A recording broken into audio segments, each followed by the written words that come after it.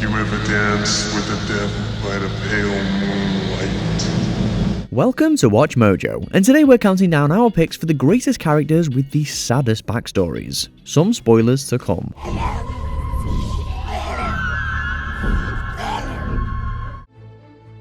Number 20. Sweeney Todd. Sweeney Todd, the demon barber of Fleet Street. There's a hole in the world like a great black pit, and the vermin of the world inhabit it, and its morals aren't worth what a pig could spit, and it goes by the name of London. Attend the tale of Sweeney Todd. This murderous barber from a Victorian penny dreadful was given a deeply sad backstory in the Christopher Bond play version in 1970, retained for the Stephen Sondheim musical. In both, Sweeney Todd was a young barber called Benjamin Barker, who was falsely convicted and sent to a penal colony in Australia by the corrupt Judge Turpin. Oh, that was many years ago. I doubt if anyone would know. With Barker safely gone, Turpin sexually assaulted his wife. She tried taking her life as a result, and Turpin took in their child, Joanna. Barker adopts the alias of Sweeney Todd and vows revenge against the judge, and eventually all mankind. Understandable, in this case. Well, I've come home to find you waiting. Number 19. Bucky Barnes, Marvel Cinematic Universe. Bucky? Who the hell is Bucky? The best friend of Steve Rogers, Bucky Barnes was almost a casualty of World War II, nearly dying when he fell off a train. As if that weren't tragic enough, Barnes is instead captured, tortured, and turned into a super soldier by Hydra, a terrorist organization and research division of the Nazi Party. Prep him. He's been out of cryo-freeze too long. Then wipe him and start over. Brainwashed, Barnes becomes an assassin, forced to fight against his former friend and the rest of the Avengers. His conditioning is eventually overseen by T'Challa's sister, and Barnes finally helps the Avengers fight against Thanos. Still, what a horrific backstory. Thank you. Come. Number 18. Dom Cobb, Inception. Come back to reality, Tom. Please. Clever and complex, this cerebral hit stars Leonardo DiCaprio as a thief for hire, Dom Cobb, who, along with his crack team of experts, plucks secrets directly from other people's heads. He's been hired to perform the pretty tough job of planting an idea in a target's subconscious and assembling the best and the brightest for the assignment. Subconscious is motivated by emotion, right? Not reason. We need to find a way to translate this into an emotional concept. During a mission to recover their target from limbo, Cobb reveals that his wife took her life, expecting him to follow. It was a romantic gesture gone horribly wrong. His wife lost sight of reality after she and Cobb spent too much time in the dream world. This is the reason why he's a criminal on the run, estranged from his kids, and jacking people's dreams for a living. How long were you stuck there? Something like 50 years. Number 17. Tallahassee, Zombieland. There's a box of Twinkies in that grocery store.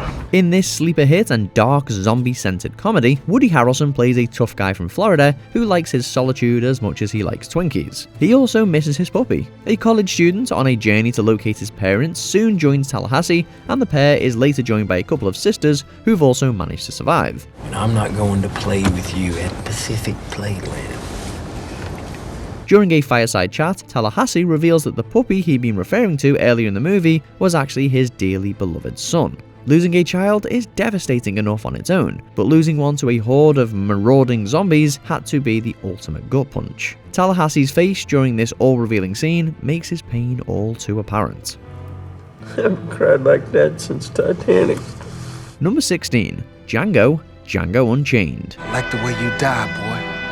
In this grisly Tarantino film, Django and his wife Broomhilda were slaves, separated from each other. Fortunately, bounty hunter Dr. King Schultz kills his slavers and offers to free Django in exchange for his help finding the Brittle brothers. Django agrees, and together they kill outlaws and slavers as Django tries to find his wife. Hey, little troublemaker.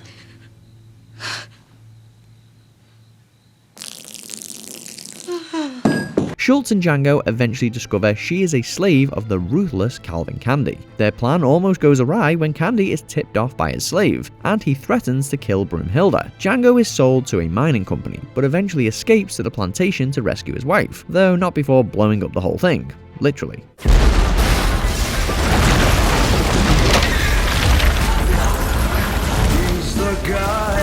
the talk of the town with the restless guy. Number 15. Harley Quinn, Birds of Prey. What a way to start my new life. With the perfect egg sandwich. The Joker's long-suffering criminal girlfriend has a tragic past to fit. Abandoned by her father at a convent, Harley got into a life of crime early. Eventually becoming a psychiatrist, she was the Joker's psychiatrist at the Arkham Asylum. I need a machine gun. A machine gun? The Joker seduces her and eventually persuades her to release him, manipulating Harley to fall into the same vat of chemicals that drove him mad. Now a criminal couple, the Joker abuses Harley physically and emotionally. In the end, despite everything she did for him, the Joker finally breaks up with Harley. He kicks her out into the streets, where she finally rebuilds her life. Tragic indeed. Tacos? Number 14. John Kramer, Saw franchise. His name is John. Dr. Gordon. He's a very interesting person.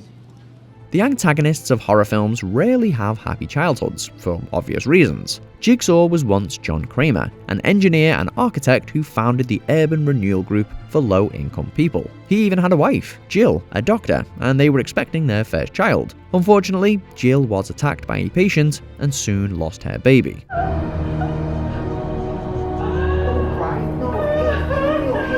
Falling into a deep depression, he and Jill divorced. Later on, Kramer discovers he was dying from cancer.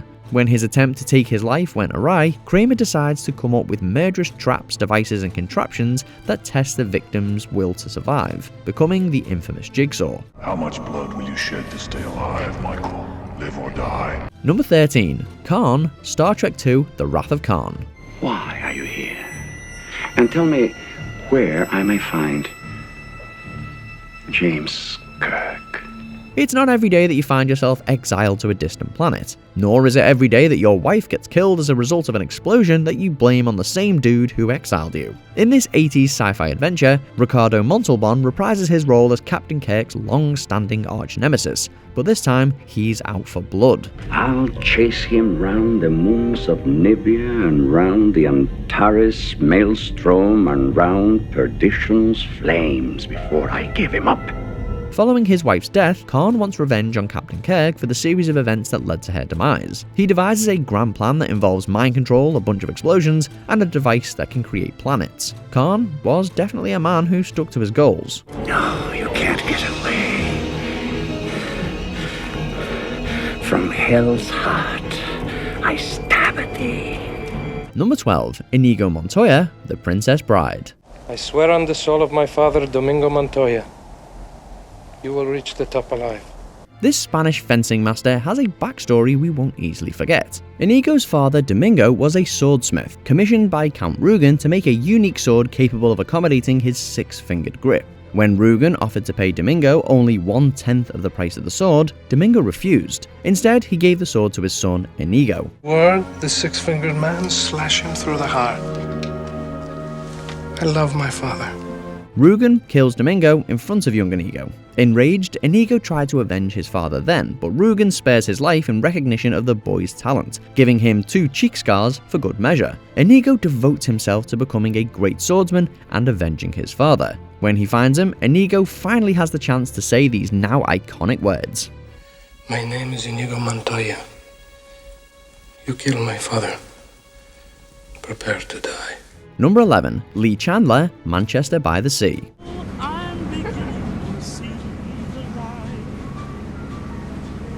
Another dark backstory comes from this film, directed by Kenneth Lonergan. Chandler was once a family man in Manchester with a wife and 3 children. After forgetting to put a screen on the fireplace, the house burned down with the children inside. Plagued with guilt, Chandler attempted to take his life before police officers intervened. He and his wife later divorced.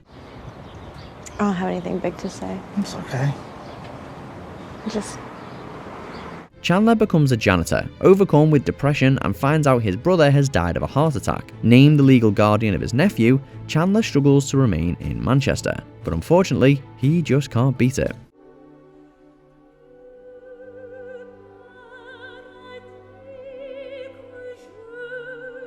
Number 10. Erik Killmonger Stevens, Black Panther. It was taken by British soldiers in Benin, but it's from Wakanda, and it's made out of vibranium.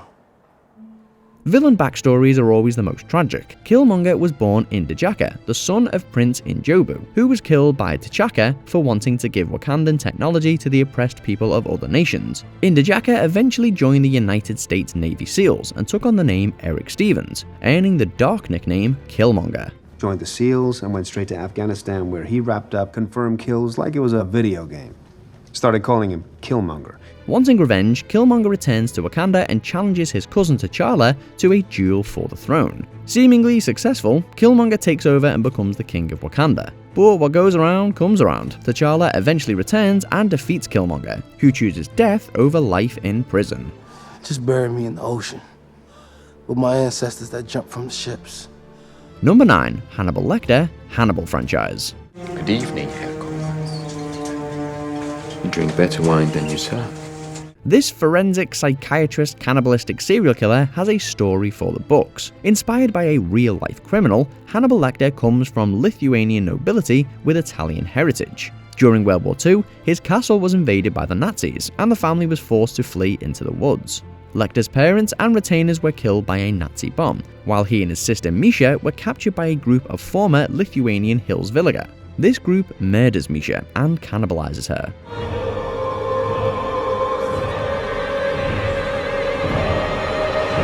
Lecter escapes, but is understandably severely traumatized, even becoming mute for a time. Soviet tankers eventually took him back to his castle, now an orphanage. Lecter was eventually adopted by his uncle, going on to become the serial killer we all know. I'll help you catch him, Clarice. Number 8. Gollum, Lord of the Rings franchise. Wake up! Wake up, sleepies! The power of the One Ring is mighty indeed. Gollum was originally called Smeagol, a Stewer hobbit. His cousin Deagle finds the One Ring while the two were fishing, and Smeagol demands it of him as a birthday present. When Deagle refuses, Smeagol kills him and claims the ring. Precious. Exiled by his family, he finds a cave in the Misty Mountains, living there for hundreds of years. The ring corrupts him into a pitiful, emaciated figure known now as Gollum, both loving and hating the ring. The ring eventually abandons Gollum for Hobbit Bilbo Baggins. Gollum's obsessive pursuit of the ring leads him to his doom in the fires of Mount Doom.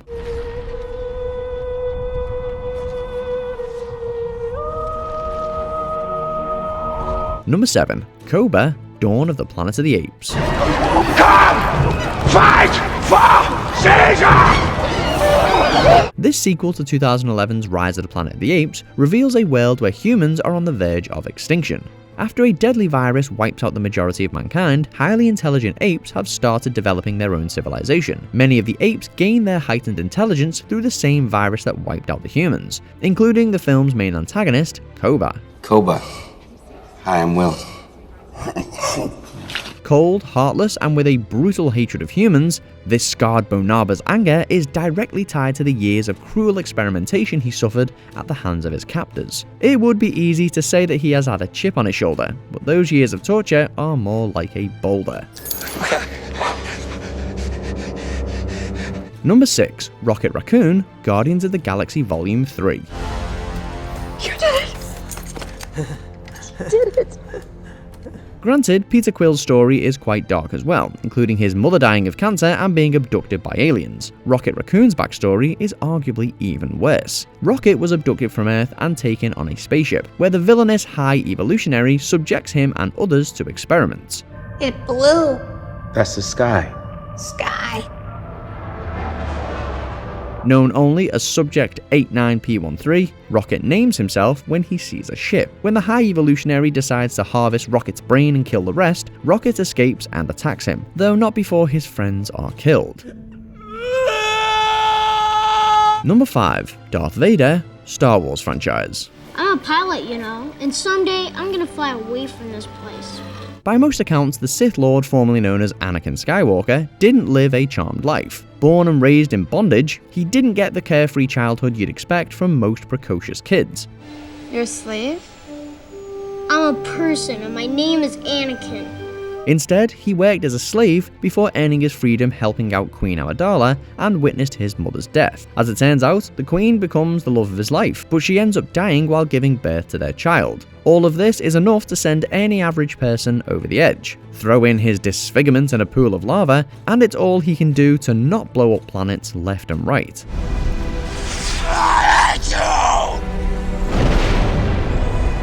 Number 4. The Bride, Kill Bill franchise. Surprise. That's my pop for you. Always full of surprises. In this Quentin Tarantino gorefest, Uma Thurman plays the Bride, a badass assassin with an axe to grind. She's tracking down all of her former killer colleagues to enact deadly vengeance. The fight scenes are entertaining, and her murderous rampage is as official as they get.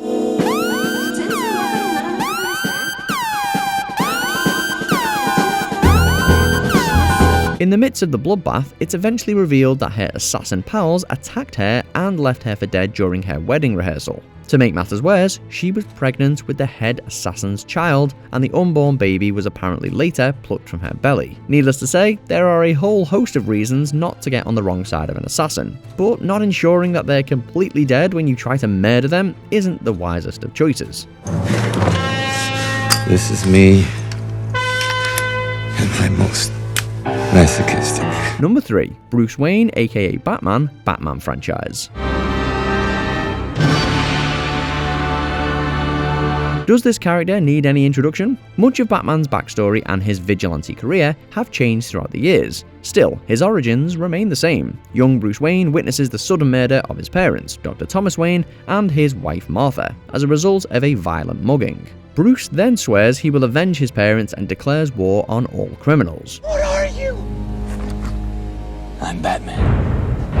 With only his butler Alfred in the know, at least in the beginning, Bruce trains and dons the persona of Batman to strike fear into the hearts of all criminals, including his nemesis, the Joker. Still iconic and unforgettable. Kill you. You idiot! You made me. Remember? Number 2. Severus Snape, Harry Potter franchise. So when the time comes, the boy must die.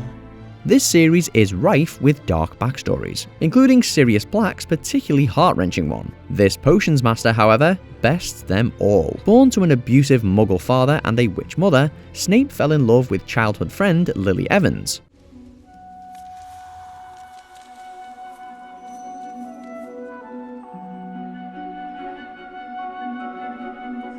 Relentlessly picked on by James Potter and others, Snape was also drawn to the dark arts, which led Lily to break ties with him for good. When Lily's child with James Potter is prophesied to defeat Voldemort, Snape asks Voldemort to spare her. After Lily dies anyway, a grieving Snape changes sides and dedicates his life to protecting Harry, despite his grudge against his father. His bravery, however, is never known until his death at the hands of Voldemort.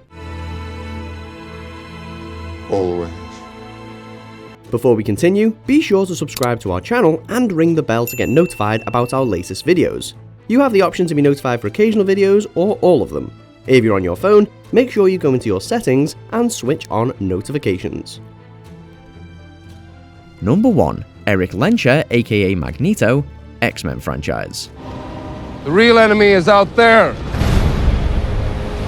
As an antagonist, Magneto is a man of action. He's constantly devising a plan to get back at the humans who remain distrustful of mutants, good or bad. And considering that the humans seem to constantly also have plans to eradicate the mutants, you can't really blame him. In fact, his hatred of humans isn't just a matter of survival, it extends back to his childhood. As a Holocaust survivor, he saw his mother killed before his eyes by a cruel Nazi scientist. Alles ist gut. In X-Men First Class, he's able to avenge his mother's death, but the damage has already been done. He may not be a bad guy through and through, even in spite of his painful childhood, but he does have some really cool superpowers. Erik, please, be the better man. You have it. But I don't trust you. Erik, there will be no turning back! So, which backstory haunts you to this day? Let us know in the comments below. The pen is truly mightier than the sword.